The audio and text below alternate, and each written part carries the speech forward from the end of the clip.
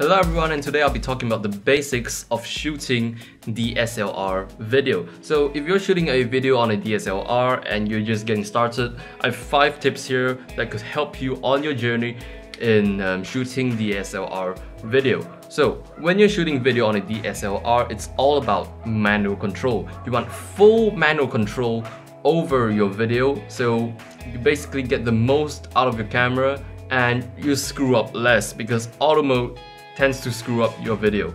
So when you're shooting DSLR video, you want to always have it on manual exposure. So set it to manual exposure, so you're exposing it manually, so you have control over aperture, shutter speed, and ISO. So apart from that, you want to also set your contrast and sharpness all the way down, so get as much dynamic range as you can, especially for those who plan to do color grading in post. So if you plan to do color grading, you want a nice flat image with as much dynamic range as possible. So you don't want to blow out the highlights, or you don't want to crush the shadows. So you want to retain as much of the highlights and shadows as possible. So apart from manual exposure, you want to also use manual focus. Now, why would you use manual focus when, let's say, you have a EOS 70D, which I have right here, that has a perfectly working AF system in video mode? So I did quite a few videos on this. You can click the screen here to check them out.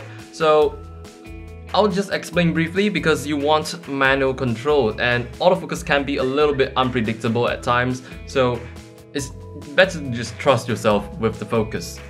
So apart from that, you want to also set your shutter speed to 1/50th of a second. That is if you're exporting 24 FPS video. So this applies to older video cameras whereby they use a rotary shutter system. So they will always set the shutter angle to 180 degrees. So that is only half the duration of each frame is exposed. So that way you get the most natural motion blur possible. Now, the easy way to calculate it is just, if you're shooting to 24 frames per second, you want your shutter speed to be 1/48th of a second, just double your frame rate. However, that is not achievable on the DSLRs, since there's only a 1/50th second setting that's closest to 1/48, so just set it to 1/50th of a second. So if you're shooting, let's say 60 FPS, you want your shutter speed to be at 120. If you're shooting 30 FPS, set it to 60. Now, we usually judge the exposure by looking at the LCD screen. So it can be a little hard, let's say, if you're shooting under strong and harsh sunlight. So don't just rely on your LCD screen, because it can be a little off, especially if there's a lot of glare from the sunlight. So just get the histogram. On Canon DSLR, you just hit info, the info button, and the histogram just pops out. So judge your exposure.